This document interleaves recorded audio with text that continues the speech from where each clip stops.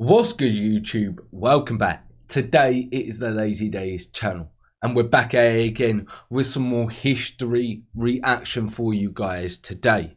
And we are back on the highly requested the Congress of Vienna Part 2 by Historia Civilis. We're looking forward to finding out. I'm sure it's Historia Civilis. I thought you said syphilis for a moment. No, Civilis. Civilis. Yeah. We're really looking forward to finding out what they got in store for us today. Part 1 was great. We had a bit of issue with the part 1 recording it, so it just took a bit difficult. We had to do it in part 1, part 2, but we should be able to do it all in one episode this time. And yeah, obviously you also had your month off, so that's why we couldn't get to it, but we're definitely looking forward to finding out what they've got in store for us today. If you guys are looking forward to this reaction, if you haven't already, head over to Historia Civilis' channel. Links in the description box down below. If you're enjoying our reactions, looking forward to future reactions, you know what you need to do. You need to like, comment, subscribe, hit that notification bell, but we're going to jump straight into this one. Let's do this. This is how the Congress of Vienna was organized. There was an 8-member central committee that would vote on the final treaty. This group included the 5 great powers, plus 3 secondary powers, Spain, Portugal, and Sweden, who each had played an important role in the victory over Napoleon. But the 5 great powers agreed to cut out the central committee by negotiating informally among themselves. If the great powers could hammer out a consensus, they could steamroll the central committee and the rest of the Congress. In the end, this was where the real power lay. Then there were a number of subcommittees, at least 12, that would go off to the side and debate isolated issues among themselves. When they reached a consensus, they would bring their proposal to the Central Committee for approval.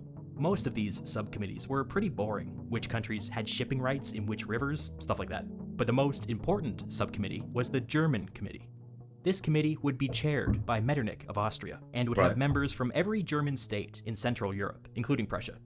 Together, the German states would go away and collectively decide what Central Europe would look like in a post-Holy Roman Empire world. Yeah, because they were all separated, weren't they? Yeah. Like Germany at the time was all separated. That took place within the German Committee were perhaps the most consequential of the entire Congress.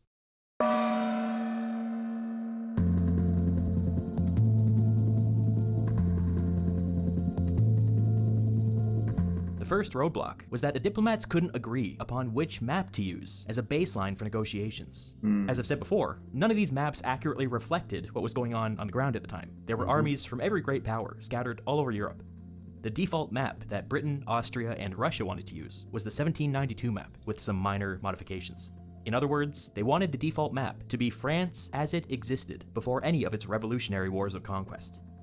Okay. France and Prussia favored using 1806 as a starting point. This was when Prussia was at its beefiest, so obviously land-hungry Prussians would push for this date. Talleyrand backing Prussia's 1806 proposal was a shrewd move, because not only would it result in an extra beefy France, but more importantly, it allowed Talleyrand to open the Congress by throwing a wedge into the anti-French alliance. There was always the danger of the 4 great powers ganging up on a defeated France and taking from them whatever they wanted. Hardenberg of Prussia even spoke of partitioning France. But with Talleyrand at the table, that wasn't happening. By pulling Prussia away from the other great powers, Talleyrand was signaling to everybody that France was capable of making trouble, and if the other great powers wanted to reach a consensus, they would actually have to negotiate with France. Nice. Okay. Puts France in a decent position. Metternich and Castlereagh eventually talked Hardenberg down from his 1806 position.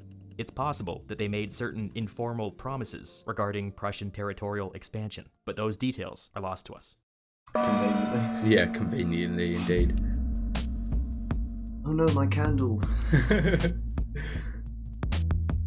So it was decided that they would start with the old 1792 borders, but these brought with them a huge problem. Poland. A beefy Poland had existed in 1792, and if it were to be restored, it would come at the expense of Russia and Prussia. Prussia was land hungry and would not willingly let go of any of its Polish provinces without being compensated somewhere else.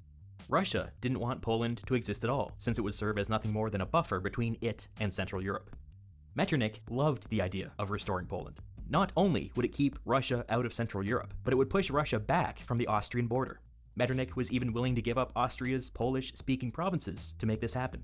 Okay. Castlereagh and Metternich pulled Hardenberg aside and came to a preliminary agreement over Poland. Prussia would give up its Polish-speaking provinces, but Castlereagh and Metternich promised to compensate for this with German-speaking provinces in Central Europe. The three of them came to a handshake agreement that Prussia would receive Saxony, along with several German cities to the west. Under this framework, I wouldn't trust a handshaking agreement back in those days. Fucking handshake agreement. There you go, mate. Yeah, don't worry. We'll make sure you'll be absolutely fine. Yeah. Oh, but we shook on it. Russia's population would increase by 6%, and Poland would remain independent. All three Bloody were happy French. with this. When Tsar Alexander of Russia caught wind of this secret agreement, he threw a pretty public tantrum. He announced that he intended to keep 100% of Poland, including the Polish-speaking provinces currently held by Austria and Prussia. These demands were extreme, and it was difficult to imagine Austria and Prussia simply handing their territory over to Russia for nothing. Talleyrand was also unhappy with the secret Poland agreement and went to see Tsar Alexander privately. Talleyrand specifically wanted to preserve a strong and independent Saxony, since France and Saxony had traditionally been strong allies. Okay. Talleyrand made his pitch to the Russian emperor. Alexander replied, "I would rather have war than give up what I occupy." Talleyrand was stunned when he heard this and asked for clarification. "Yes, I would rather have war," Alexander said.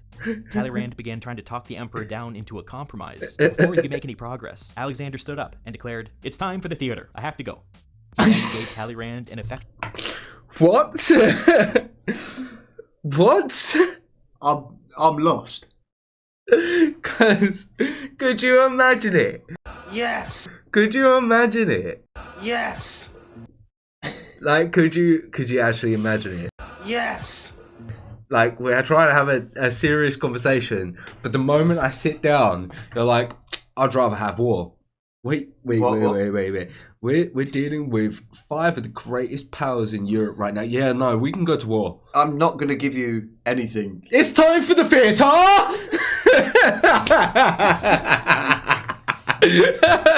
That's how I'm expecting it. Do you know what? I could fully imagine that being exactly how he done it. And then just walking out the room. That's it. I'm like, we can't do this. We got to get rid of Russia. Russia's got to go. It's got to go. It's a new conversation. Yeah. Fucking eliminate Russia. Yeah. Like, get him out of the talks. This is crazy. This man is delusional. Hug and ran off. After And ran casually off. threatening a world war, the Russian emperor stayed out partying until 4 a.m. Talleyrand was appropriately alarmed at this behavior and informed the other great powers of Russia's intransigence. Oh, mate. Hardenberg began to fear that Prussia may be on the losing end of a conflict over Poland, so he began to you'd be move shitting your soldiers pants. around to fortify the parts of Poland that they currently occupied. As if that isn't bad enough, Metternich then found out that his monarch was upset with him. The Austrian Emperor Francis summoned Metternich and chastised him for using the Kingdom of Saxony as a bargaining chip.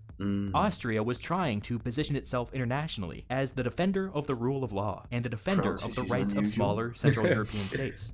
They couldn't credibly do this if they sold their neighbors up the river at first opportunity. Emperor Francis told Metternich that the Kingdom of Saxony must survive the negotiations, and it must survive at least half of its current size. This made Metternich's task infinitely more complex. Prussia must be convinced to take less of Saxony than they had been promised in their handshake deal. This meant that they would want to hold on to their Polish-speaking provinces. In order to make that work, Metternich would need to strike a deal with Tsar Alexander.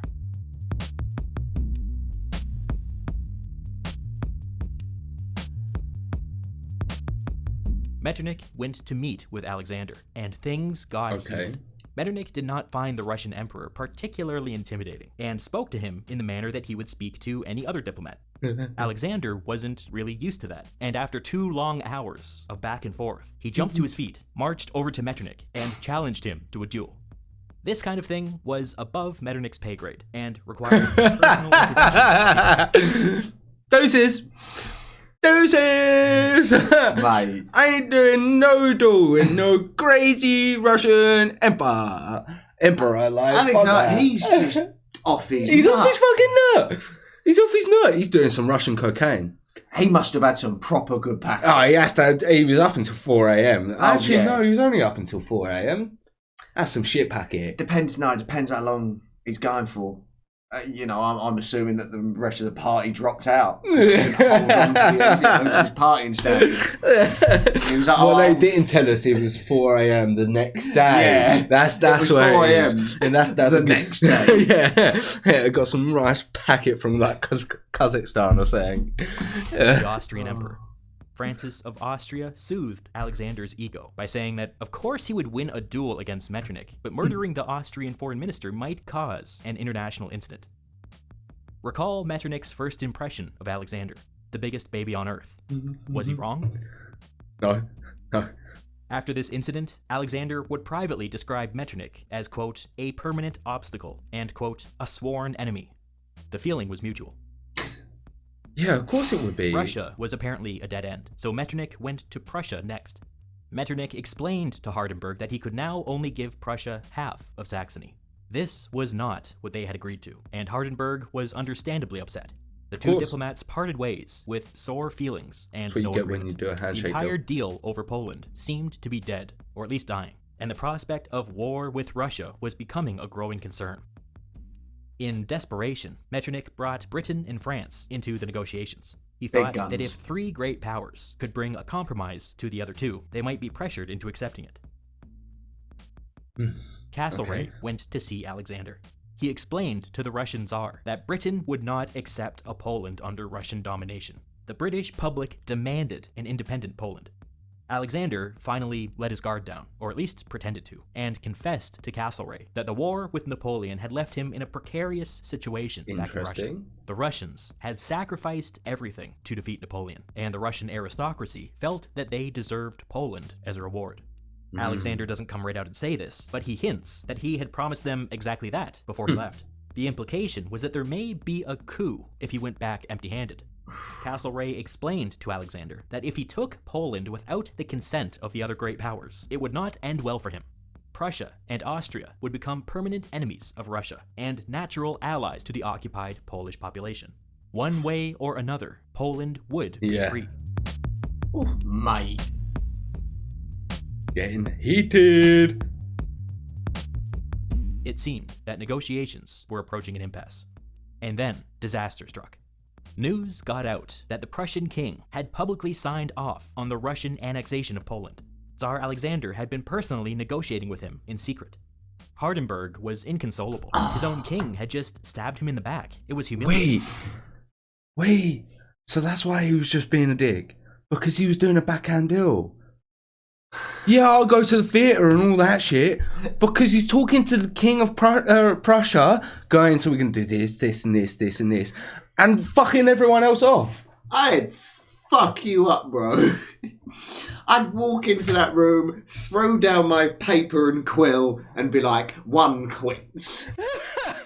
One quits. Spill over your ink. Hey, to be fair, at least he ain't like a complete fucking imbecile. He played the game. And he played it well. When you play the Game of Thrones, you win.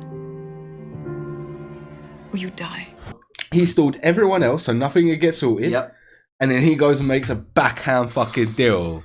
Okay. Jammy bastard. Jammy fucking Hardenberg bastard. was inconsolable. His own king had just stabbed him in the back. It was humiliating. What made matters worse was that the Prussian king was too stupid to realize he wasn't helping. This lit a fire under the members of the Congress. Castlereagh grabbed Hardenberg and said that if Hardenberg could get the Prussian king to walk back those Poland comments, then Britain would be prepared to back Prussia's demand to annex 100% of Saxony.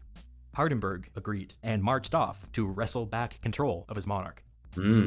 Metternich stayed strategically silent during this exchange. He had secretly written to Castlereagh and promised Austrian support in this scheme, even though it was in direct violation of his emperor's instructions to preserve at least half of Saxony. Imagine doing it over a table over wine. No one's meant to know. It's a letter though. It's a letter, innit? Just like... Oh, they were so dodgy back in the day. Oh, mate. And just like that, because of Russian overreach, Britain, France, Prussia, and Austria were all on the same page when it came to Poland. It was 4 against 1. With newfound urgency, the 4 powers came together and drafted 3 possible options to resolve the Poland crisis. Option number 1 called for an enlarged Poland, which would include the Polish-speaking provinces from Russia, Austria, and Prussia. Option number 2 called for a reduced Poland, where Russia, Austria, and Prussia each held on to their Polish-speaking provinces. Option number 3 called for a full partition, where Russia, Austria, and Prussia would come in and divide Poland 3 ways. Under this plan, the people of Poland would have certain political protections across all 3 countries. You might notice that there was no option in which Russia got to keep all of Poland. That was on purpose. Talleyrand was selected to go and present these options to the Russian Tsar. He explained to Alexander that France's official position was that there should be an independent Poland. He said that if Russia acted on its own and annexed Poland, Prussia and Austria would have no choice but to seriously consider a potential war with Russia. In such a scenario, both would seek to strengthen themselves through territorial expansion. If 3 of the great powers were going around Europe gobbling up territory, France and Britain would have no choice but to intervene. Talleyrand was very clear with Alexander. If he took Poland by force, the great powers would go to war. Alexander was growing frustrated with this constant diplomatic meddling, and finally snapped. I have 200,000 men in the Duchy of Warsaw, aka Poland, and I would like to see anyone try to drive me out of it. I have given Prussia Saxony, and Austria consents to it. Alexander had spies everywhere, and apparently he knew that Saxony was secretly being used as a bargaining chip. Talleyrand feigned innocence and asked an innocent question. How could Prussia annex Saxony when they had no claim to the Saxon throne? Alexander responded, if the King of Saxony will not abdicate, he will be packed off to Russia. He will die there. This was an open threat of violence against another monarch, and it was not the answer that Talleyrand was expecting. After a pause, he responded with caution. The Congress was not assembled to witness a violent assault of this kind. At this, Alexander truly lost his temper. Do you really think I give much weight to all your parchments and treaties? The King of Prussia will be the King of Prussia and Saxony, just as I will be the Emperor of Russia and the King of Poland. With that, he stormed out of the room, leaving Talleyrand alone with his thoughts. He just needs to go. He needs to go. He's a massive issue He's that giving needs me to a be headache. removed. He's giving me a fucking headache. Mate, it's like dealing with Cameron. Yeah. Honestly, just remove. I love you, bro. When My Metternich God, learned you're of annoying. Alexander's outburst, he finally lost his patience. He decided to meet once more with the Russian Tsar, this time with a different negotiating tactic. He told Alexander that Austria was considering unilaterally selecting a Polish king to rule over an independent Poland. This was an unspoken threat. Metternich was telling Alexander that all he had to do was snap his fingers, and Poland would rise up against Russian occupation. Alexander responded by issuing an unspoken threat of his own. He invited Metternich to come to Poland and inspect the Russian soldiers stationed there, all 200,000 of them. Metternich then dropped the subtlety. He flatly told Alexander that if he took Poland, the entire Congress of Vienna would be against him. After this, tempers flared, voices were raised, and things got personal. From this moment on, Metternich would refuse to be in the same room with the Russian Tsar unless others were present, which I think I is would as well. exactly the kind of grudge that I respect. Yeah.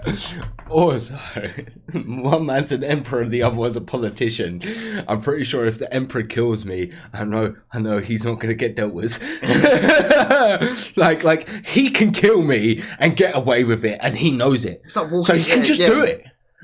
Like you can walk into this. You can walk into like the table where you're sitting. Just pull out a gun or just slice your throat or whatever, and then sit down, put your feet up, and then start throwing sweets up in the air like. Well, and then continue on. And I don't think anything because if they try and stop it, it's a war, which we're all trying to avoid. I ain't dealing with this motherfucker at all. He's got one receding hairline. That's probably why he's pissed.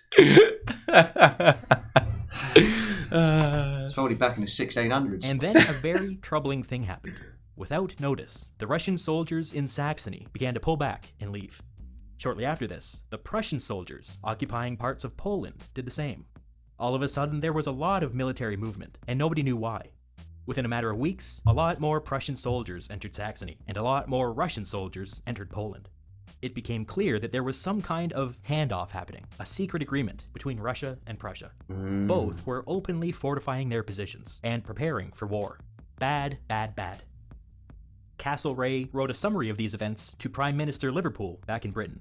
Quote, "Unless the Emperor of Russia can be brought to a more moderate and sound course of public conduct, the peace, which we have so dearly purchased, will be but of a short duration. You must make up your mind to watch him and resist him if necessary, as another Bonaparte." Back in Britain, the domestic political situation was approaching a boiling point. The narrow conservative Whig majority in the House of Commons was in jeopardy. The liberal Whig opposition had weaponized the Saxony and Poland crisis and were using it as a rallying cry against authoritarianism everywhere. Okay. The liberals had the public on their side, and now they were calling for an independent Saxony and an independent Poland with no concessions to the other powers whatsoever. Liverpool was in a precarious situation and could not appear to be throwing the people of Poland to the Russian wolves, or bears or whatever. The liberals wanted to paint Liverpool as sympathetic to the Russian tyrant, and so Liverpool needed to prove them wrong.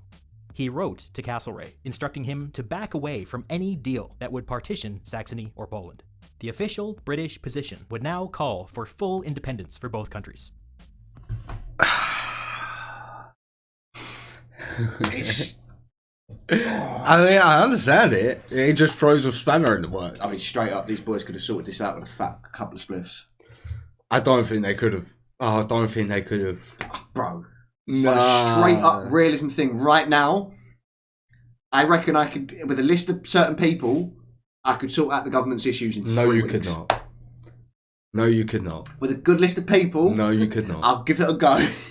What's the first thing you can do, Jack, and how you can do it? I'm going to sort out the nurses first. How? Mate, the first thing I'd look at would be like expenses of, like, Just stop already. Just stop. what's it called? Just is it stop. in-house expense? He doesn't have a clue. He doesn't have a clue. No, Stop. I do. I know. Because Downing Street spent like, I think it was 10 or a couple of million on some paintings. Right? Taxpayers' money. Don't need that. Boom. Little things, go through paperwork, everything. Easy.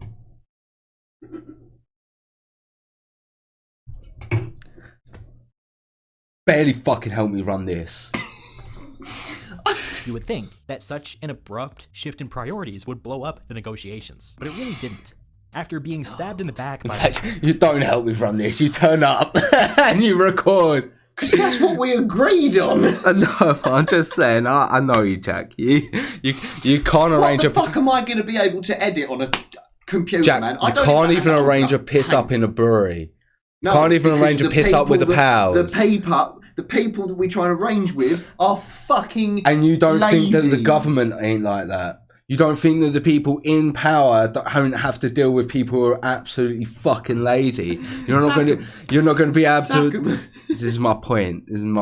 Like, La La Land. Love you, Jack. Just Saxony let the or 5th Poland. of November, The official please. British position would now call for full independence for both countries. You would think that such an abrupt shift in priorities would blow up the negotiations, but it really didn't. After being stabbed in the back by Russia and Prussia, Metternich felt no obligation to bend over backwards for them anymore. The Austrian emperor had always wanted an independent Saxony, and Metternich had always wanted an independent Poland, so he joined the British in calling for both. Talleyrand had always favored full independence for both countries, and quickly followed Metternich's lead. This audacious show of force from Russia and Prussia spooked every small and medium-sized state in Central Europe. If Saxony could get steamrolled like this, nobody was safe. Virtually every Central European state found their courage and backed Castlereagh and Metternich's call for an independent Saxony and an independent Poland. Austria had long sought to position itself as the defender of precedent and tradition and the rule of law, and now that strategy was paying off. Metternich suddenly found himself at the center of attention, the most popular guy in Vienna, the hub to which every Central European state wanted to attach itself. When the dust settled, it became clear that Russia and Prussia's power grab had been a massive blunder. Tsar Alexander must have realized that he had backed himself into a corner, because he began sending signals to Austria that he might be satisfied with less than 100% of Poland.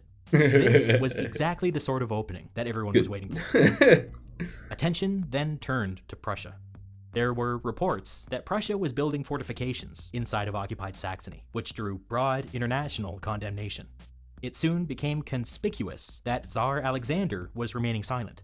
Prussia was being left hanging out to dry. A desperate Hardenberg visited Talleyrand and tried to get him to break away from the other powers by making wild promises. At one point, Hardenberg offered France the wild Netherlands, promise. which of course was a red line for Britain, and not something that Hardenberg was in a position to give away. Talleyrand wisely turned him down. Hardenberg was out of options.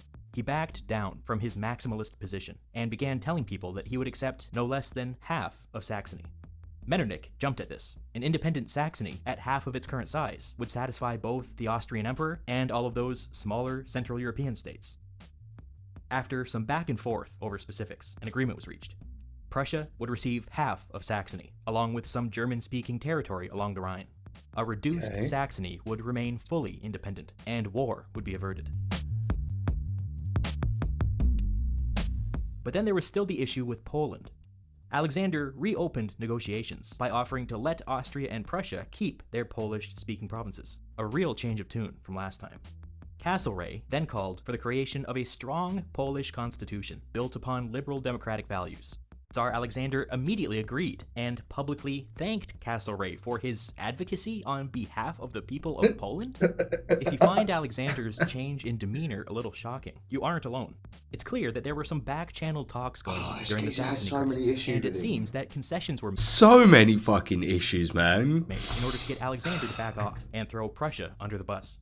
What was happening now over Poland seemed well choreographed, as if it had all been drawn up in some back room somewhere. Oh, probably was. The great powers quickly reached an agreement over Poland, and it looked like this. Austria and Prussia would be allowed to keep their Polish-speaking provinces. The rest would become the Kingdom of Poland. The new kingdom would have a strong liberal democratic constitution, with an independent legislature, independent courts, and an independent army.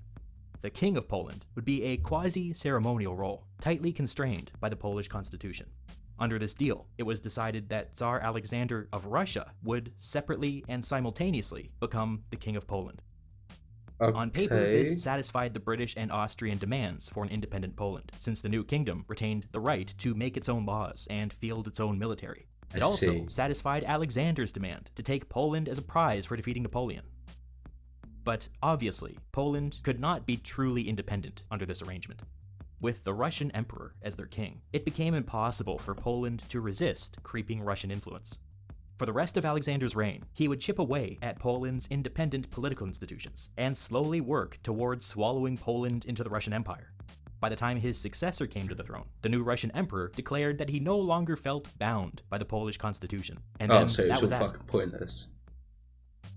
It's undeniable that Castlereagh and Metternich sacrificed Poland for an independent Saxony. Perhaps they saw the writing on the wall. The truth was that if Russia took Poland by force, Austria and Britain really weren't in a position to take it back. Perhaps they decided that if they couldn't stop Russia from taking Poland, they could turn the whole thing into a poison pill. As an island of liberalism within the Russian Empire, Poland would confound and distract Tsar Alexander for the rest of his reign. I see. The Poland and Saxony crisis brought the great powers back to the brink of war. But now that there was a deal in place, messy as it was, there was finally room to breathe. One of the conditions attached to the Poland deal was that Tsar Alexander, having received his great prize, was to get out of the way and let everybody else negotiate what they came to negotiate. There were still several outstanding questions. It's a good idea, but none more pressing than the fate of the German-speaking states in Central Europe. Okay. Should be easier now, right? You'd think. Metternich was the chair of the German committee, and now that the crisis over Poland was resolved, he was finally able to get some real work done. Recall that the Congress of Vienna had agreed to use the 1792 borders as a starting point for negotiations. Well, in 1792, the Holy Roman Empire existed. Metternich had no interest in turning back the clock. The Holy Roman Empire had proved itself to be a totally inept institution when faced with a real threat. The German committee had the task of figuring out what Central Europe would look like in a post-Holy Roman Empire world. As far as Metternich could see, there were 4 possible paths forward. Option number 1, complete independence for everybody. Option number 2, a German empire united under one government. Option number 3, a loose confederation of German states. Option number 4, Austria and Prussia expand and conquer their smaller neighbors. Okay. All 4 of these options presented problems. If they decided to go with option number 2, a united German Empire, Metternich would obviously insist upon a Habsburg emperor. But given recent experience over Saxony, Metternich did not believe that the Prussians would submit to the Austrians like that. In addition to that, Metternich was getting signals from Castlereagh that the British would not sign off on the creation of a German empire. So option number 2 seemed a dead end.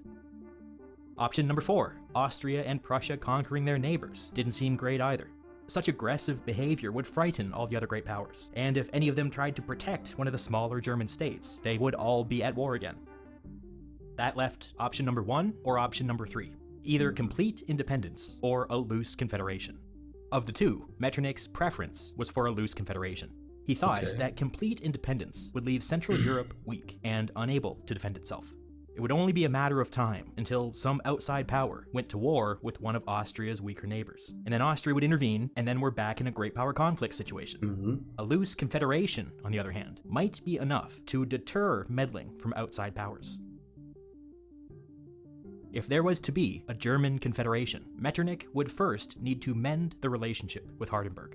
The Prussian duplicity over Saxony had left a sour taste in everyone's mouth, but if the two great powers were to live under the same umbrella, they would have to be friends. Metternich began making his pitch to some of the smaller German states. He found very little resistance. Many felt burned over the Saxony debacle and sought a closer strategic relationship with Austria for their own protection. Metternich's vision for a German confederation would look like this.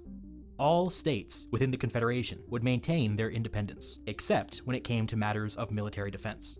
Under the German confederation, an attack on one would be an attack on all. Any outside power sticking their nose into German affairs would be met with the combined strength of every German state. This ruffled some feathers, because it restricted the ability of German states to make alliances with outside powers. Bavaria in particular was upset by this, but Metternich soothed things over by pointing out that this would put them in a military alliance with 38 other German states. Such a thing had not been possible under the Holy Roman Empire, and such a thing would not be possible to anybody out there negotiating on their own. Of course, Austria and Prussia were to be exempt from this.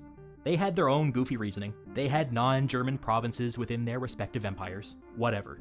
The real reason is that they were great powers and reserved the right to make alliances or war as they wished. So the Austria and Prussia would be the two anchors of the German Confederation, and it was paramount to the survival of the Confederation that the two great powers within it got along.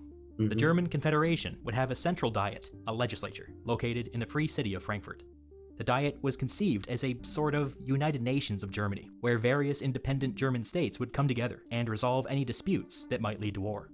They would also work to reduce barriers so that Germans could live and work and write in any German-speaking country without fear. To this end, they created a weak federal legal system to protect certain political rights across borders. Hardenberg of Prussia was surprisingly supportive of this proposal. The German Diet treated Austria and Prussia as equal partners, which was reassuring to an insecure and young power such as Prussia. They worried they were just going to be considered a weak and not great power.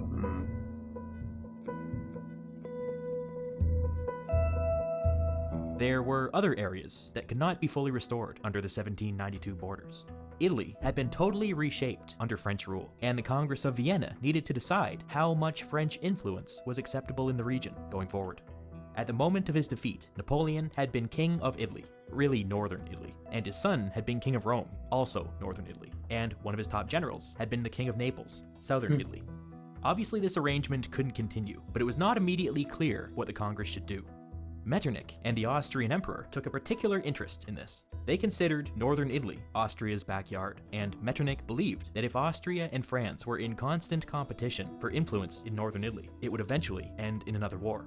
Whatever the new political settlement in northern Italy looked like, it had to be able to resist French influence going forward. Metternich spoke to Castlereagh about this, and the two found that they were of the same mind. Castlereagh told him that Britain was not overly concerned about the future of northern Italy, so long as it remained out of reach for the French. The two men came to an agreement.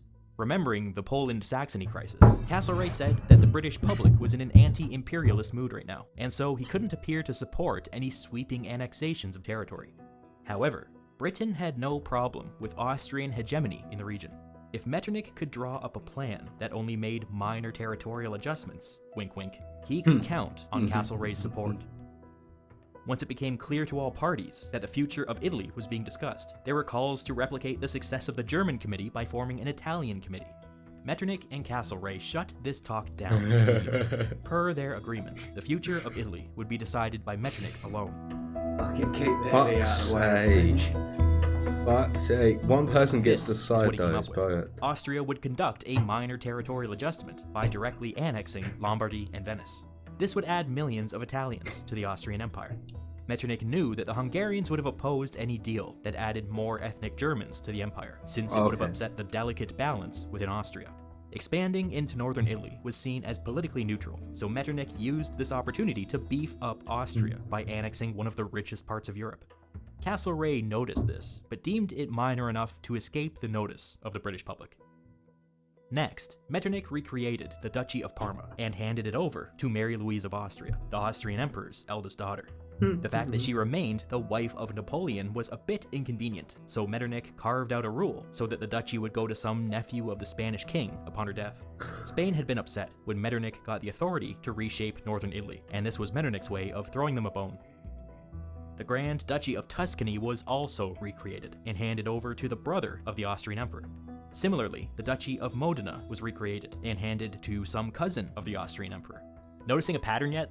By doing this, Metternich technically met Castlereagh's requirement to not openly annex all of northern Italy, but it was a bit deceptive. In some cases, the prime ministers of these new states would be Austrian officials hand-picked by Metternich. On paper, these were all independent countries, but in reality, the Austrians were treating northern Italy like a colony. In addition to all this, Metternich reformed the Papal States, which was an important sticking point to the majority Catholic Austrian Empire. He also strengthened and restored the Kingdom of Piedmont-Sardinia. As an independent and fairly strong regional power, they would serve as a buffer against any future French expansion. Finally, remember those from Napoleonity, episode 1? Yeah. Napoleon's former general was eventually removed from southern Italy, and a distant relation of the King of Spain returned to rule the region once more. I should briefly talk about how Napoleon's general was removed from southern Italy. It involves an event known to history as the 100 Days.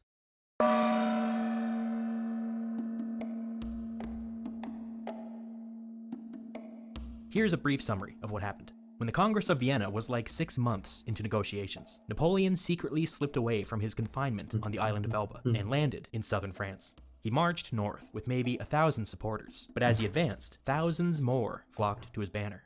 3 weeks after landing in France, he captured Paris without firing a shot.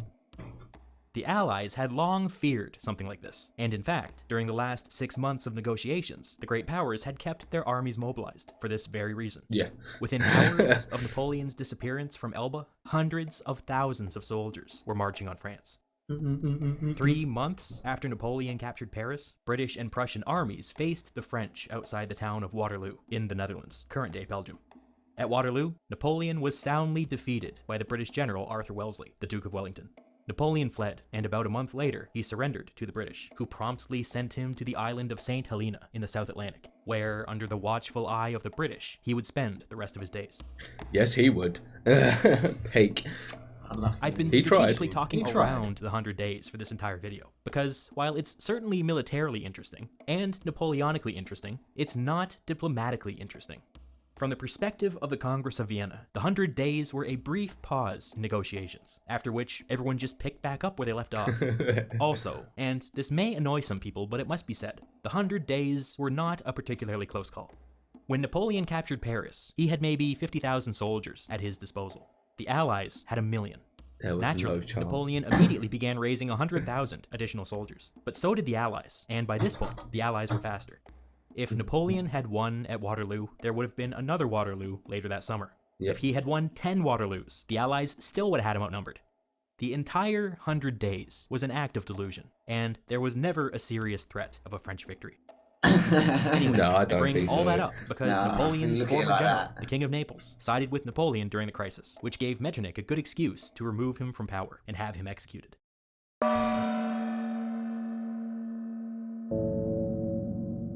Not being picked up, so it's fine. So here was the framework for the final settlement. Broadly speaking, Europe would return to its 1792 borders. Russia would swallow up Poland under a strict constitutional arrangement, and Prussia would annex half of Saxony. The Holy Roman Empire would be replaced with the much more practical German Confederation. Northern Italy would become an anti-French zone under Austrian supervision. With negotiations drawing to a close, there was one lingering issue that had not yet been addressed. The British Prime Minister Liverpool instructed Castlereagh to begin discussing slavery. By 1815, the British anti-slavery political movement had truly become a force to be reckoned with. In 1788, a bunch of local abolitionist groups sent Parliament 60,000 signatures calling for the abolition of slavery.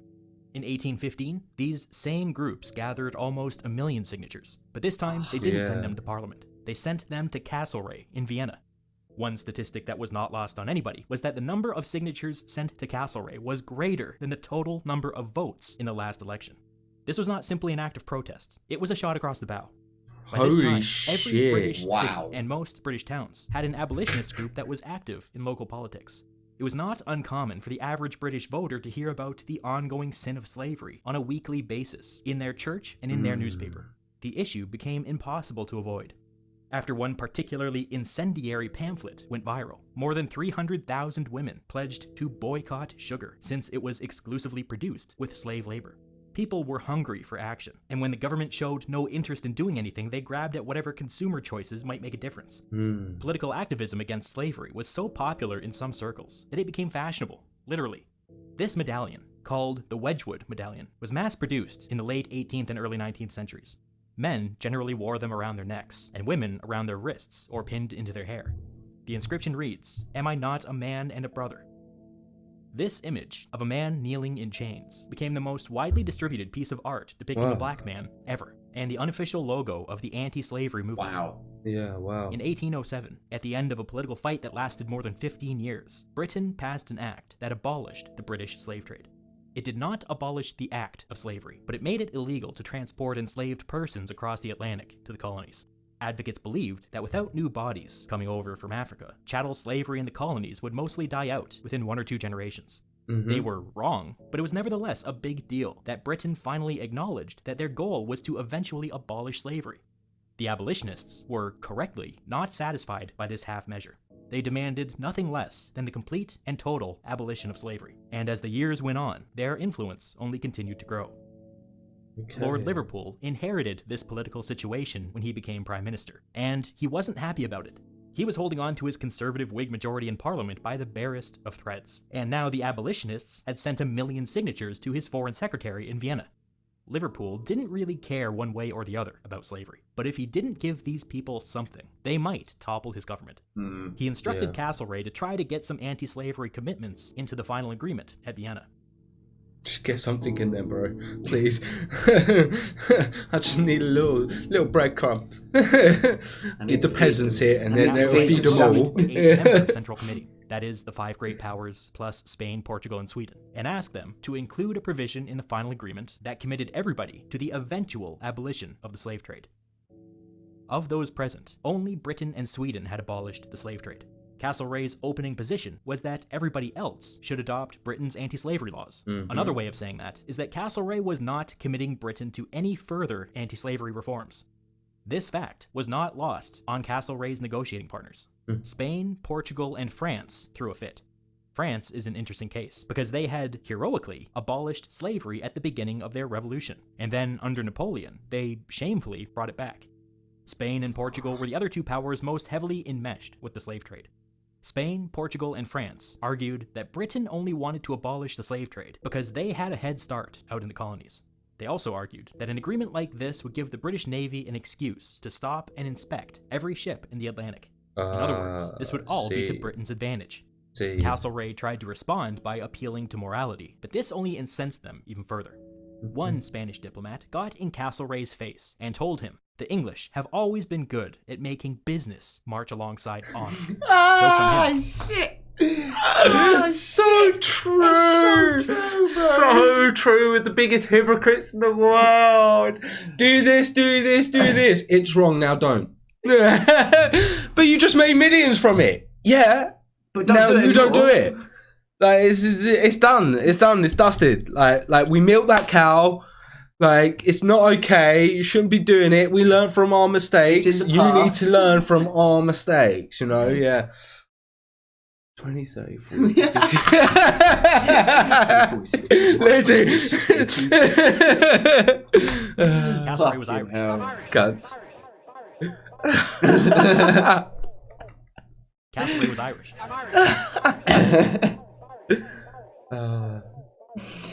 What the fuck? If we think about this for a moment, Castlereagh could have shown Britain's commitment to the cause by talking about complete and total abolition, which would have hurt Britain more than anyone.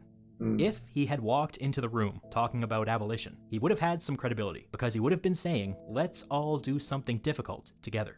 But Castlereagh didn't bring up total abolition, because he was an imperialist, and he wasn't that personally bothered by slavery. After some agonizing negotiations, they agreed to attach a document to the final treaty coming out of Vienna, called a Declaration of Intent to Abolish the Slave Trade. At Spain and Portugal's insistence, this declaration would be non-binding, which sucks. Castlereagh was like, if it's non-binding, we're gonna need to show people some specific goals, at least. France agreed to abolish the slave trade within 5 years. They would blow right past that deadline. Spain agreed to abolish the slave trade within 8 years, with some pretty large loopholes. They would blow right past that deadline. Portugal would only agree to abolish the slave trade north of the equator. And since they didn't really have any colonies north of the equator, this was pretty much a giant middle finger to the rest of the We're gonna borrow slavery north of the equator. We ain't got no one up there. Yeah, exactly. Fuck you. That's actually so fucking funny. Oh, mate. That's terrible. All of them have just blown past it and said, nah, up yours, bro. Oh, Jesus. Castlereagh also got all of the participants to declare their intention to eradicate slavery once and for all, but they provided absolutely no specifics and no deadlines. A meaningless statement meant to simply soothe public opinion. Oh, In the my end, God. Britain's attempt to inject anti-slavery commitments into the Congress was a failure. The reason it was a failure is that Castlereagh didn't even really try. He was half-hearted from the start, and his reluctance to come in there with any radical proposals was a signal to the other great powers that Britain wasn't really taking this seriously. It's a shame, because this was a moment when something big could have been accomplished. Britain had serious leverage and serious public support, and Castlereagh didn't use any of it. One of the consequences of Castlereagh's lack of enthusiasm in 1815 was that slavery continued in places like Cuba and Brazil until the late 1880s. That's a lot of lives and a lot of years, and it's a real stain on Castlereagh's record that he didn't really try to do anything about it. If you think about it. No. 1880? That's not long ago at all, bro. That's fucking horrific. Yeah, bro. And it's like another, what? Like 60 years from Yeah. where they are. But from a purely political standpoint, the anti-slavery negotiations worked. Prime Minister Liverpool now had something to show the discontents back home. And for now, that was enough. Kept quiet.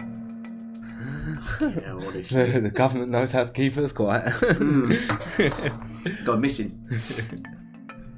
That's Russia. The Treaty of Vienna was China. finalized in June of 1815. All of the great powers signed off on it. The only outlier was Spain, who remained upset over Metternich's heavy-handed treatment of northern Italy. Spain refused to sign the final document, which was unfortunate. But so long as all the great powers were on board, this was deemed acceptable. The final treaty was mostly built upon realist principles and created a balance of power with clearly defined spheres of influence that would, hopefully, prevent future great power conflicts. After Vienna, it was widely understood and accepted that if anybody invaded one of those tiny German states, it would automatically mean war with Prussia and Austria. If anybody invaded northern Italy, it would automatically mean war with Austria. If anybody invaded the Netherlands, it would automatically mean war with Britain. If anybody invaded Poland, it would automatically mean war with Russia. The belief was that so long as governments understood what was and wasn't off limits, minor disagreements could be solved diplomatically, and great power conflicts on the scale of the French Revolutionary and Napoleonic Wars could be entirely avoided. It was in the interest of all great powers to respect these limitations, and if any great power was found to be acting recklessly or belligerently, it was in the interest of everybody else to put them in their place. After 25 years of chaos and war, the great powers were having a go at stability. Okay. This international system that emerged from Vienna is sometimes called the Concert of Europe, as in all of Europe acting in concert or in unison. The next 15 years would put a severe test on the concert system, and we will see, in time, whether these frenzied and far-reaching negotiations were worth it. Well, I definitely want to know if they were. And I enjoyed that episode. Longer than we thought in the end, but it was definitely good. Definitely enjoyable. Realise how corrupt and fucked some people in the government really turn up to be, bro. So corrupt, so corrupt. There was a lot of information there, but the funny bit, fucking Alexander, thank fuck he left towards the end. Jeez, like, that man was making it so imagine if they fucking didn't difficult. give him like that little bit just to get him the fuck out of the room. Oh, I know, he had to get out. He was doing my head was the in. biggest issue in the entire thing. So much issues. But we finally got it over and done Finally with. got it done. We We hope- apologise about the wait. That's it. We hope you guys enjoyed this reaction. If you're looking forward to our reaction to future history stuff, then you know what you need to do. You need to like, comment, subscribe, hit that notification bell, and we will catch you in the next video. See you soon.